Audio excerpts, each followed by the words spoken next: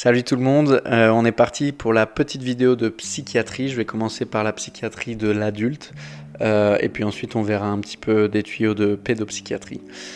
Pour commencer, je voulais aborder le diagnostic d'un trouble, comment il se fait. C'est sur base de 4 critères.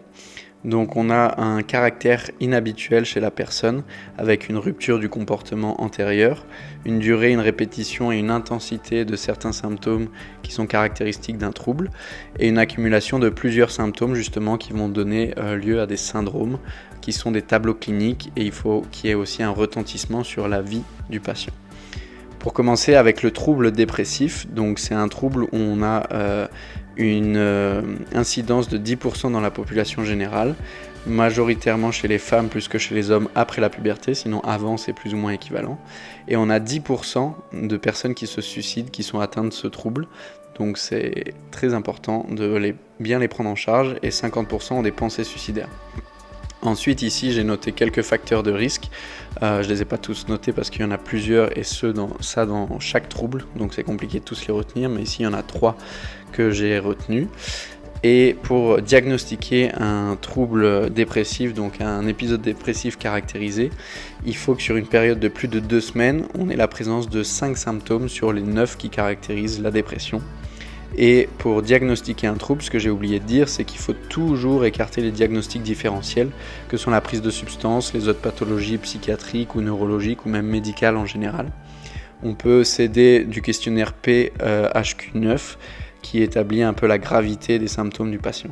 Pour ce qui est des symptômes, justement, on va retrouver une humeur triste et une anédonie. Ça, c'est les 2 symptômes principaux de la dépression. Et on aura aussi éventuellement des troubles alimentaires, une perturbation du sommeil, une asthénie, une culpabilité marquée. Et on peut avoir aussi une baisse d'énergie. Il en manque quelques-uns pour faire les 9. Mais en gros, ça, c'est les principaux.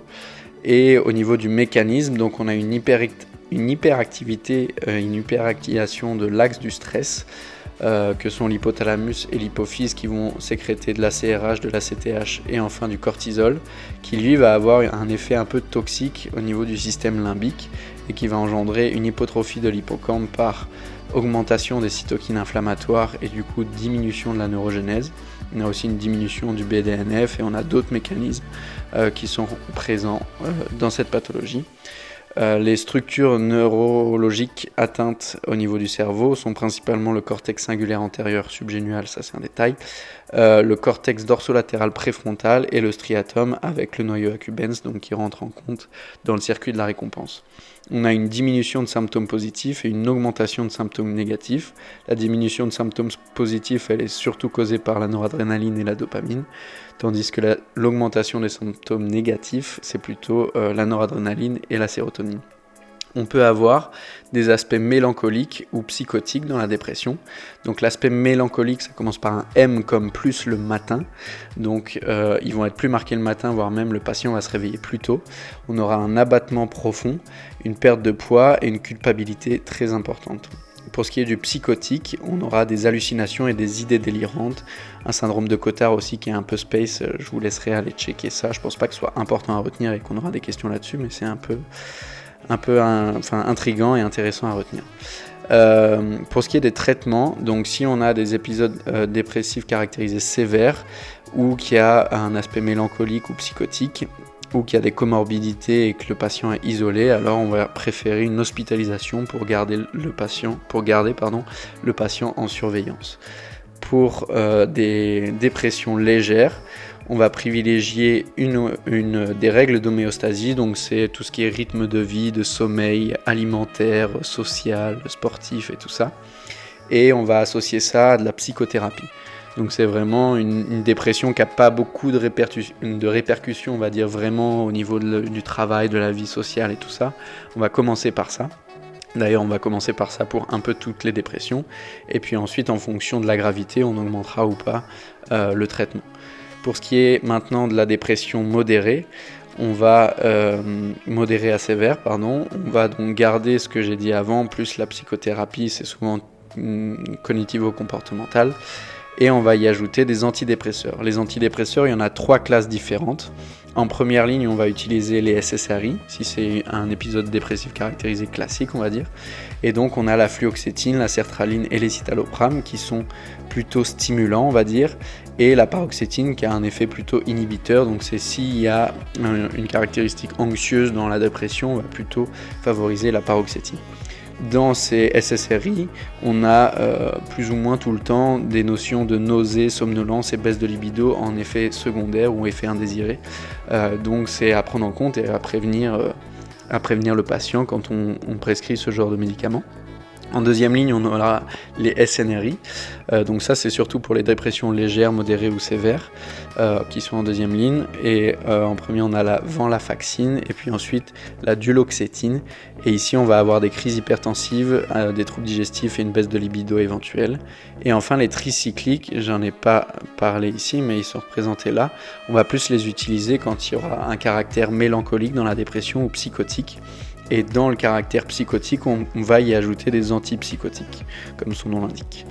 Et donc les tricycliques, le principal, c'est le clomipramine, qui peut être cardiotoxique et avoir des effets anticholinergiques. Et il faut faire attention parce que les antidépresseurs, ils peuvent induire un virage maniaque. Et donc, on va diagnostiquer à ce moment-là une bipolarité de type 3, puisque sous antidépresseurs, on peut développer une bipolarité. Les antidépresseurs, dans le traitement, ce qui est important aussi à retenir, c'est que ça augmente les risques suicidaires et d'anxiété dans le début du traitement. Et puis on va avoir pendant 10 jours, on n'aura pas d'effet sur l'anxiété, puis c'est à partir de 10 jours qu'on pourra avoir un effet. 2 semaines pour les idées suicidaires et le ralentissement, 4 semaines pour l'anédonie et la tristesse, et 6 semaines pour les aspects cognitifs. Donc voilà. Ici, c'est d'autres petites informations et il faut diminuer progressivement le traitement pour éviter un syndrome d'arrêt des antidépresseurs qui pourrait se manifester par une anxiété et des cauchemars éventuels. On va passer maintenant aux troubles bipolaires. Dans les troubles bipolaires, donc, ils sont présents dans 4% de la population, donc un peu moins que les troubles dépressifs. Le diagnostic se fait souvent aux alentours des 20 ans et ici on va retrouver en fait les trois types de bipolarité. Donc le premier c'est au moins un épisode maniaque, le deuxième c'est au moins un épisode hypomaniaque plus un épisode dépressif, et le troisième, on en a déjà parlé du coup, c'est quand c'est associé à la prise d'antidépresseurs. Ici, on aura 15 à 20% de suicides s'il n'y a pas de traitement, donc c'est vraiment important de dépister ce genre de troubles, et ça représente 40% des dépressions. On va parler maintenant de la sémiologie, donc le syndrome maniaque qui va se manifester par une augmentation de l'estime de soi, une hyperactivité, une hyperactivité et des perturbations du sommeil sans avoir besoin, sans être fatigué pour autant, des fuites des idées, une augmentation de la communication et une distractibilité. Pour moi, j'en ai jamais pris, mais c'est le profil type de quelqu'un qui prend de la cocaïne en gros. Et donc si on a 3 symptômes sur 7, et qui sont présents quasiment tous les jours pendant une période de 7 jours, alors ce sera un épisode maniaque. Et s'ils sont présents mais dans une moindre mesure et que c'est que 4 jours ou au moins 4 jours, ce sera un épisode hypomaniaque. Maintenant on va parler du syndrome dépressif, puisqu'il y a le syndrome maniaque et le syndrome dépressif dans la bipolarité, au moins de type 2 du coup. Ici on aura du coup, ça fait beaucoup de du coup, des dépressions qui vont être plus à même de développer des bipolarités si les dépressions sont diagnostiquées avant 25 ans dans le contexte d'un postpartum de manière brutale avec des antécédents familiaux ou une dépression à caractère mélancolique ou saisonnière. Je ne l'ai pas dit, mais les saisonnières on les traite par SSRI et luminothérapie. Donc moi je retiens l'acronyme PADAB et du coup le P c'est postpartum, A c'est pour âge, avant 25 ans, le D c'est pour dépression mélancolique ou saisonnière, le A c'est pour antécédent et le B c'est pour brutal. Et ce qui va pencher dans la balance pour une dépression unipolaire, donc une dépression classique entre guillemets, c'est si on a une insomnie et une perte de poids. Elle sera plutôt bipolaire si on a une hypersomnie et une hyperphagie. Les comorbidités qu'on va retrouver dans le trouble bipolaire, ce sera l'addiction en 1, l'anxiété en 2 et le TDAH en 3. Et puis il y en a d'autres éventuellement, mais ça c'est le podium. Pour le traitement maintenant, Donc, comme on a dit déjà, dans la dépression, s'il y a un accès psychotique ou mélancolique, on va privilégier l'hospitalisation, et le syndrome maniaque caractérise une urgence médicale, donc il doit être hospitalisé. On va aussi hospitaliser les patients qui présentent un risque suicidaire accru ou un risque pour autrui, et ça, ce sera le cas dans tous les troubles psychiatriques. Et le traitement de base, du coup, ce sera en première ligne des thymorégulateurs, qui sont représentés par le lithium en première ligne. Puis après, il y a différents antiépileptiques comme le valproate, donc la dépakine, la carbamazépine et la lamotrigine. Et en fonction du type d'épisode qu'on a en face de nous, on va traiter différemment. C'est-à-dire que si c'est un épisode maniaque, on aura plutôt une association lithium et dépakine. Si le patient est sous antidépresseur, on va lui demander d'arrêter, puisque comme on a vu, les antidépresseurs peuvent induire l'épisode maniaque. Et on peut éventuellement associer des antipsychotiques atypiques comme la kétiapine, qu'on peut retrouver aussi dans l'épisode dépressif. L'épisode dépressif, cette fois-ci, on va y associer lithium et lamotrigine, et des antidépresseurs si jamais les thymorégulateurs sont déjà bien prescrits et bien pris par le patient. On peut ensuite associer, d'ailleurs ce sera plutôt en première ligne, puisque les traitements non pharmacologiques sont à privilégier, avec une thérapie cognitivo-comportementale et une éducation du patient, notamment sur le rythme de vie qu'il doit avoir, puisque comme c'est en dents de scie, il faut qu'il se fasse un peu des checkpoints pour se dire « ok, là c'est le moment d'aller se coucher, là c'est le moment de manger », sinon il va vite se faire avoir par ces épisodes. Et on peut aussi parler de neurostimulation si jamais c'est des maladies sévères ou qui résistent au traitement conservateur. Pour le lithium, il y a quelques trucs à retenir, c'est qu'on ne va pas en prescrire si le patient est dans un contexte d'insuffisance rénale, et si on en prescrit, il faut veiller à ce qu'il soit toujours bien hydraté parce que c'est vraiment assez néphrotoxique. Il permet de diminuer l'intensité, la durée et la fréquence des épisodes.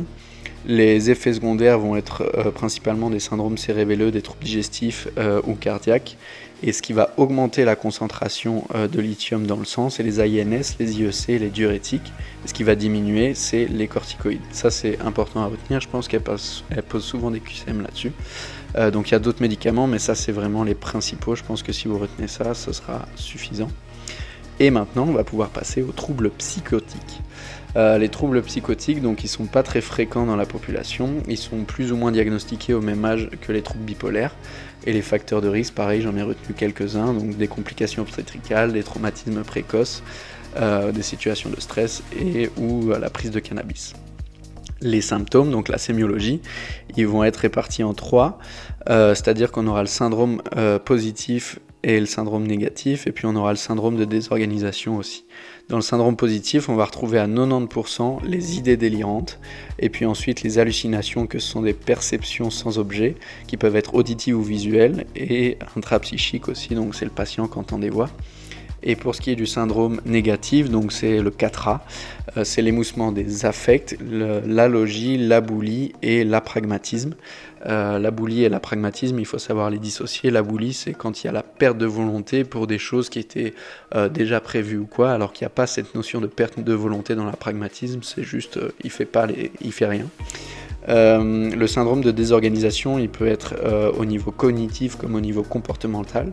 Au niveau cognitif, on aura un fading, un barrage, un illogisme, un néo et un paralogisme. Donc ça fera partie de la question QO. On aura le tableau et on devra remettre des éléments sémiologiques dans les différentes cases, et donc il faut retenir un peu les définitions de tous ces termes-là. Par exemple, néoparalogisme, néo c'est qui construit des nouveaux mots, à qui il donne des sens. Paralogisme, c'est des mots qui existent déjà mais à qui il donne des nouvelles définitions. Et au niveau comportemental, ce sera un trouble de la coordination. Pour ce qui est du diagnostic, donc il faut la présence d'au moins 2 symptômes sur 5 et pendant une période d'au moins 1 mois, mais qui persiste 6 mois. Ça, c'est le truc un peu chelou que j'ai trouvé, mais on va voir après pourquoi ça peut être expliqué. Ces 5 symptômes-là, en fait, il y en a 2 pour le syndrome positif, 2 pour le syndrome de désorganisation et 1 seul pour le syndrome négatif. Moi, je retiens qu'au niveau du syndrome négatif, on n'a qu'un trait, donc il n'y aura qu'un symptôme. Et puis pour les 2 autres, on doit faire 2 traits pour faire plus et 2 pour faire un D personnellement. Et donc du coup, on retrouve les 2 symptômes du syndrome positif, idées délirantes et hallucinations. Et 2 symptômes pour le syndrome de désorganisation, qui sont la désorganisation du langage et du comportement. Donc c'est un langage incohérent que j'ai mis en dessous. Pour les diagnostics différentiels, du coup, donc on a le trouble psychotique bref, qui est souvent le début en fait de la schizophrénie et qui est inférieur à 1 mois. Donc c'est ça, ça doit être présent au plus d'1 mois, mais par contre si c'est pas plus de 6 mois, en fait on va se retrouver le cul entre deux chaises entre 1 et 6 mois, et on va appeler ça un trouble schizophréniforme. Et quand on sera au-dessus de 6 mois, du coup, ce sera la schizophrénie. On a une variante aussi un peu particulière qui est le trouble délirant persistant, qui a moins de répercussions sur la vie du patient, moins de désorganisation, c'est plus tardif, il est plus cohérent et il va avoir une intégration sociale à la société, du coup, qui sera plus facile que dans le cas d'un schizophrène pur. Il faut toujours évidemment faire le diagnostic différentiel de substance ou d'autres pathologies. L'évolution, elle est particulière et un peu concomitante avec la bipolarité. Au niveau neuroanatomique, on va retrouver une déconnexion entre les amygdales et le cortex orbitofrontal. Et on a des hypothèses, la principale c'est la dopaminergique.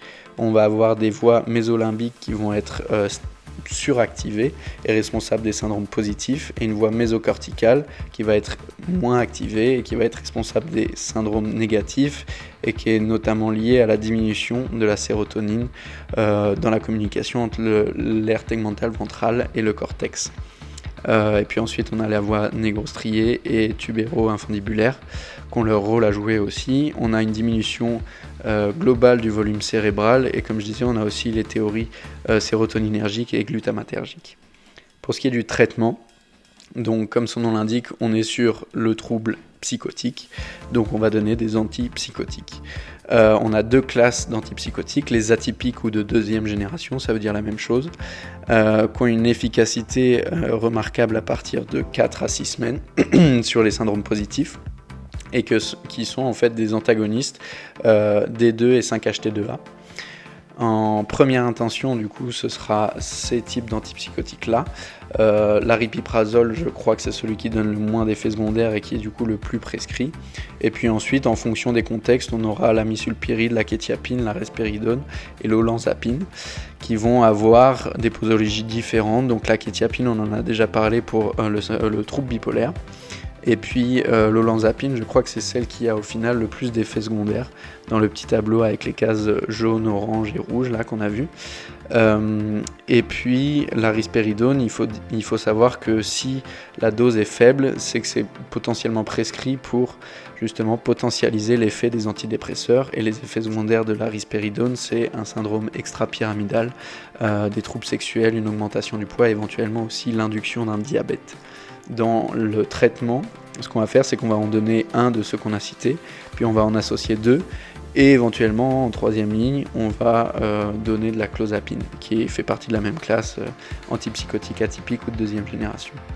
Pour les typiques, comme l'aldol par exemple, qui a beaucoup d'effets secondaires aussi, on va les donner qu'en urgence, parce qu'ils sont vraiment nocifs sur tout un tas d'aspects, mais en urgence, ils peuvent être utiles.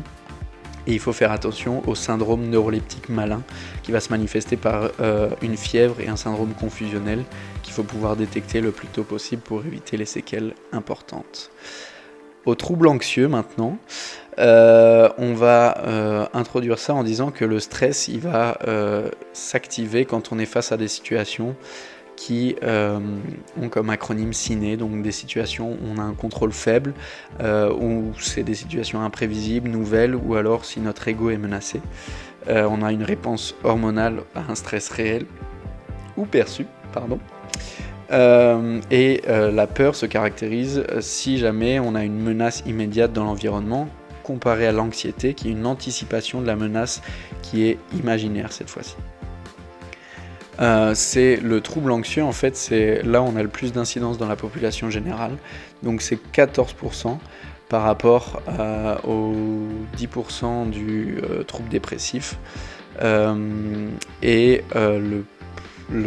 trouble, la maladie la plus représentée, c'est le trouble phobique, qui est supérieur à l'incidence du trouble anxieux généralisé. Si on est introverti ou si on a subi des abus physiques ou sexuels, ça fait partie des facteurs de risque. Comme je disais, je ne les retiens pas tous, mais en voilà quelques-uns. Les mécanismes, ça je crois que c'est important de le retenir, les structures qui interviennent dans la peur ou dans l'inquiétude et l'obsession. Dans la peur, je retiens KO, parce qu'on a peur, on est KO. Et donc du coup, K c'est pour singulière antérieure. Hein.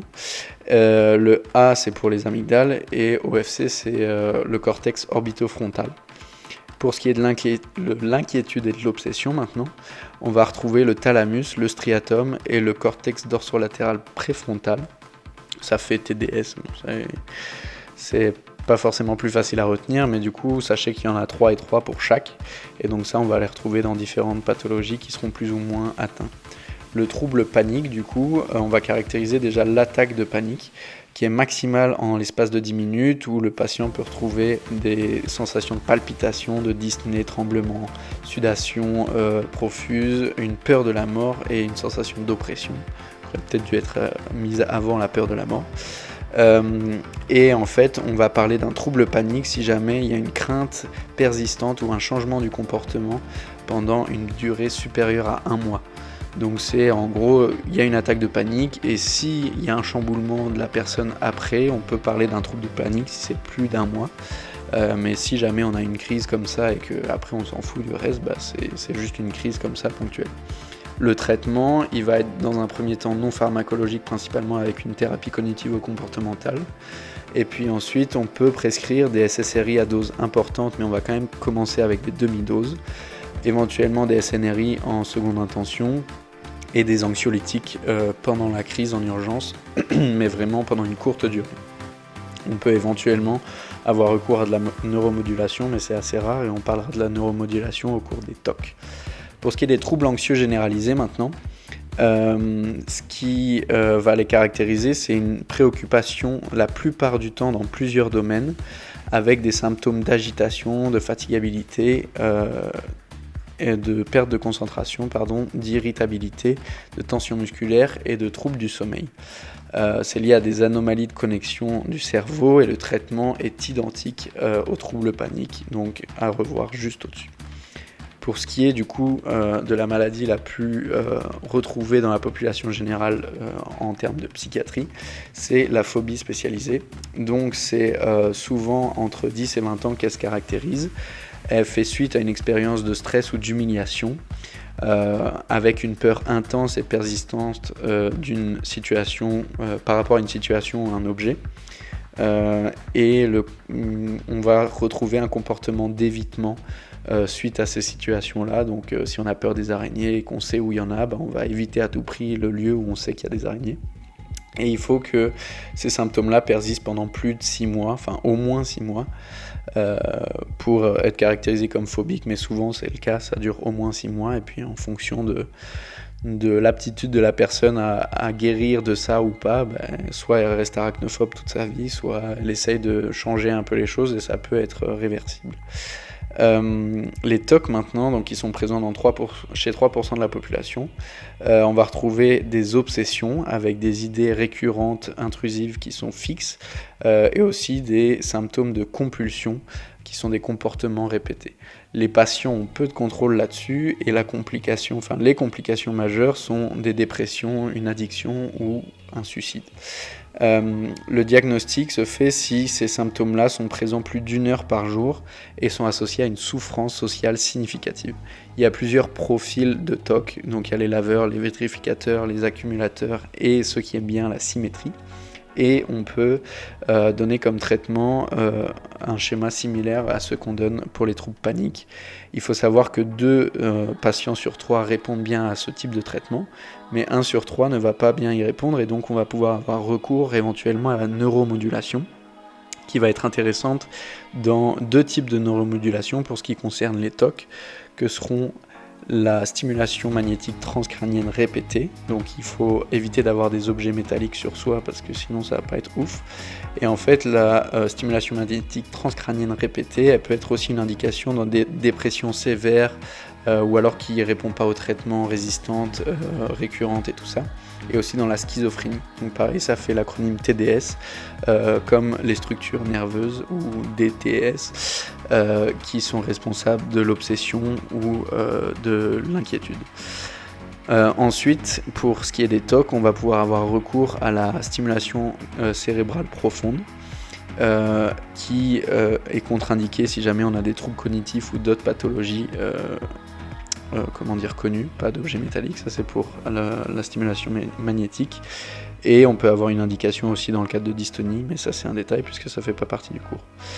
Pour ce qui est de l'électroconvulsivothérapie, on va éviter si jamais il y a une hypertension intracrânienne, ça serait pas ouf, et ça va avoir une action en 2 temps. Dans un premier temps, on aura une inhibition cérébrale, et dans un deuxième temps, on aura en fait l'effet anticonvulsivant par une augmentation du volume des hippocampes, une augmentation du flux sanguin et une augmentation du développement dendritique. Cette thérapie-là, elle va être indiquée dans des dépressions avec caractère psychotique, dans des syndromes maniaques sévères, enfin c'est toujours des cas sévères, on va pas faire de la neuromodulation en première intention, et de la schizophrénie éventuellement. Donc voilà, maintenant on peut passer au syndrome de stress post-traumatique, qui peut être présent chez 10% des personnes qui sont exposées à un trauma ou une situation de stress importante, qui amène à une notion de menace de mort, et qui dépend de l'environnement et des antécédents personnels, éventuellement familiaux, qui se majorent chez la jante féminine. On va retrouver en sémiologie un carré symptomatique qui sera caractérisé par un syndrome de répétition, donc une reviviscence des flashbacks, des cauchemars, un syndrome d'évitement, donc un changement de comportement comme la phobie, ou si on sait qu'une odeur, une situation, un objet peut nous rappeler l'événement, alors on va éviter de se confronter à cette situation ou à cet objet. Une hyperactivation végétative, donc ça... la prof nous avait raconté l'anecdote d'un collègue à elle qui avait vécu les attentats de Bruxelles, et elle était à côté de lui à l'aéroport, et quand il y a une valise ou un objet qui est tombé, il a sursauté comme un ouf. Et donc du coup ça veut dire qu'on est beaucoup plus en alerte tout le temps, même sans s'en rendre compte. Et pour finir, on a une altération de l'humeur et de la cognition. On a une diminution du volume des hippocampes, et les diagnostics différentiels se fait surtout au niveau du trouble de stress aigu, parce que le syndrome de stress post-traumatique, il se fait à distance d'1 mois de l'événement, contrairement au trouble de stress aigu, où c'est éventuellement à court terme, mais ça persiste pas dans le temps. Le trouble de l'adaptation, en gros, ça peut être un peu tout et n'importe quoi, que c'est une séparation, un déménagement ou autre. Et donc les symptômes persistent plus ou moins 3 mois, et souvent si c'est un truc qu'on peut enlever, il ne persiste pas plus de 6 mois après qu'on ait enlevé l'objet ou la situation, si c'est possible, qui était embêtante. Mais ça fait partie des pathologies qui sont fortement stigmatisées en médecine, et les traitements sont similaires à ceux du TOC, mais du coup similaires aux troubles paniques. Donc voilà, pour ce qui est des troubles d'addiction, je vais pas y passer beaucoup de temps, mais du coup il y a des syndromes comportementaux, des syndromes pharmacologiques liés à la tolérance et au sevrage, et une répercussion socio-médicale qui est importante, et dont le facteur de risque principal reste le stress répété. Pour les troubles somatiques, pareil, c'est un petit chapitre dont on en a un peu parlé à la fin du cours, mais qui n'avait pas l'air super important. Et pour finir, je voulais juste parler un peu du risque suicidaire avant de passer à la pédopsychiatrie. On évalue ce risque-là en fait avec l'acronyme RUD. Donc on commence par l'évaluation du risque. Est-ce qu'il a des antécédents personnels ou familiaux? Est-ce qu'il a un caractère impulsif, présente une dépression, ou est-ce qu'il est isolé? Et en fait tous ces facteurs de risque-là sont à prendre en compte, et si on en retrouve ne serait-ce qu'un, c'est un facteur de risque majeur pour passer à l'acte. L'urgence, on va l'évaluer avec le comment ou quand, donc le COC. C'est en fait, est-ce que le patient a construit un scénario dans sa tête, une date fixée à laquelle il va passer à l'acte et tout ça. Donc si c'est le cas, évidemment, c'est urgent. Et puis la dangerosité, c'est la létalité et l'accès qu'il a au moyen de se suicider. Si c'est par arme à feu, c'est assez létal si c'est bien visé, et s'il travaille à l'armée, il a un accès facile. Et on peut aussi parler des pensées velcro, que sont les pensées en fait qui sont venues à l'esprit des patients quand ils ont voulu passer à l'acte mais qu'ils n'ont pas pu. Par exemple, ils ont pensé à leurs enfants ou autre, ce qui les a empêchés de passer à l'acte. Maintenant, on va passer à ce qui concerne la pédopsychiatrie. Donc comme je disais, c'est juste reprendre un peu les tuyaux. Donc il y en a 6, comme vous voyez. On va parler du coup du trouble de langage pour commencer. Le diagnostic est difficile avant 4 ou 5 ans, mais il y a des signes d'alerte précoces que sont si l'enfant ne parle pas plus de 6 mots avant l'âge de 2 ans et demi et qui ne sait pas les associer, c'est un signe d'alerte. Même chose s'il a 3 ans et qu'il ne comprend pas les ordres simples, ou alors qu'il a 3 ans et demi et qu'il a un vocabulaire inférieur à 20 mots et qu'il ne sait pas faire deux phrases en alignant 3 mots. Et s'il a 4 ans et qu'il a un discours incompréhensible, alors on doit explorer ça et pas laisser ça comme ça. Et les diagnostics différentiels, il a insisté pas mal cette année là-dessus. Donc on a la surdité, c'est plus un trouble phonétique qu'un trouble du langage en tant que tel, mais c'est à prendre en compte dans les diagnostics différentiels. Des troubles neurologiques, comme l'IMC par exemple, un handicap intellectuel, de l'autisme, ou un mutisme sélectif, donc c'est si par exemple l'enfant il parle pas du tout à l'école mais quand il rentre ça va mieux. Et pour ce qui est du spectre de l'autisme, même chose, ça c'était assez tuyau. Donc au centre on aura deux choses, le trouble du comportement et les troubles sociaux. Ensuite on aura des comportements sociaux restreints et un comportement répétitif sur certaines choses. Et ensuite, à différents niveaux, on aura des compétences intellectuelles qui seront plus ou moins altérées, un trouble du langage qui sera plus ou moins altéré, même chose pour la capacité d'adaptation du patient.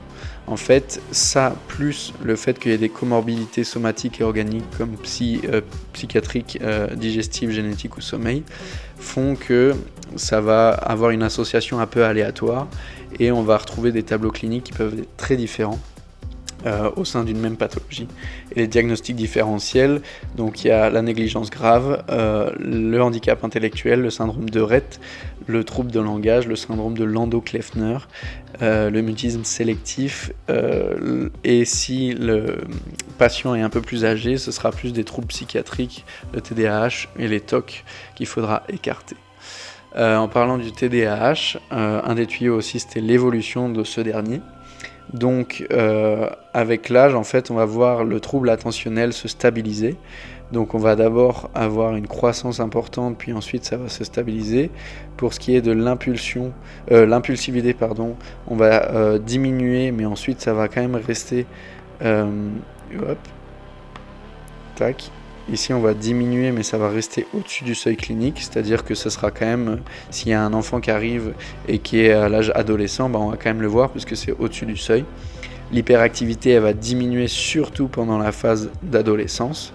Et puis, ce qui est des comorbidités, elles vont augmenter d'autant plus si elles ne sont pas prises en charge au long de la progression de la maladie. Et dans les comorbidités, on peut retenir DAT avec 2 T. Donc c'est décrochage scolaire, abus de substances, troubles de l'humeur, de l'anxiété ou de l'estime de soi. Ensuite, on a 2 tuyaux pour le trouble comportementaux. Donc on a les diagnostics différentiels qui sont classés par ordre d'apparition. Donc en aigu, on aura le trouble de l'adaptation. En subaigu, on aura 3 troubles humeur, anxiété, psychotique. Et là, c'est l'enfer. En chronique, on a un handicap intellectuel et après c'est acronyme à gogo. Donc le TDAH, le TSA, donc le trouble du spectre autistique, le TDE, le trouble disruptif et avec dysrégulation émotionnelle, le TC, le trouble des conduites, ou le TOP, le trouble obsessionnel avec provocation, et le TRA, le trouble réactionnel d'attachement. Et pour ce qui est des diagnostics différentiels secondaires, on aura les affections médicales et la prise de substances. Maintenant, pour la prise en charge des crises du trouble de comportement, donc ça fait déjà 2 C, voire même 3, prise en charge des crises de comportement. Il faut en jeter un 4e en fait pour décrire la prise en charge. Donc on a une contextualisation d'abord avec les stimulus internes et externes qui ont provoqué la crise, quand, qui, où, comment l'enfant s'est senti et ce qu'il en a pensé, donc c'est la réponse internalisée, ce qu'il a fait, donc juste est-ce qu'il va avouer un peu ce qu'il a fait pour que les parents ou autres disent qu'il a fait une crise et c'est associé à un trouble du comportement, et les conséquences qui peuvent être la raison du maintien ou de l'augmentation du problème en tant que tel. Ensuite on pourra poser des hypothèses. Et il faut être conscient que la cause peut être différente d'un simple refus de l'autorité. Ça peut être juste des troubles de l'attention, de l'apprentissage. Quelqu'un qui n'arrive pas à faire ses additions et que tout le monde y arrive, bah ça peut peut-être le saouler, il peut peut-être devenir agressif, mais juste par rapport à ça, pas forcément parce qu'il a un trouble du comportement. Et la dépression chez les jeunes va se caractériser par 3 symptômes majeurs, donc l'irritabilité, l'augmentation des plaintes somatiques et l'humeur qui reste réactive. Donc c'est 3 choses qui sont assez différentes chez l'adulte, comme on a vu. L'irritabilité, donc ça va être plus de crise par rapport à avant, donc un enfant qui était tout sage et qui d'un coup commence à foutre le bordel. Ce sera plus marqué s'il est plus jeune, et s'il est plus âgé, ça va plus ressembler à un tableau comme chez l'adulte. Et l'augmentation des plaintes somatiques, c'est par exemple un enfant qui revient avec des maux de ventre à répétition et qu'on va amener aux urgences assez souvent, mais sans cause organique vraie. Et puis pour finir, l'humeur reste réactive, c'est-à-dire qu'il n'y a pas d'anédonie chez les jeunes. Il peut être pas bien, et puis si on lui offre des cartes Pokémon, d'un coup ça va aller mieux. Et donc les 2 premiers sont des signes d'appel de dépression chez les jeunes, donc il faut être alerte par rapport à ça aussi. Donc voilà, c'est tout pour la petite vidéo psychiatrie, même chose, j'espère que ça vous a aidé. Et si c'est pas le cas, tant pis, j'espère que je vous ai pas fait trop perdre de temps. Et ciao ciao, bon courage pour la suite, salut tout le monde.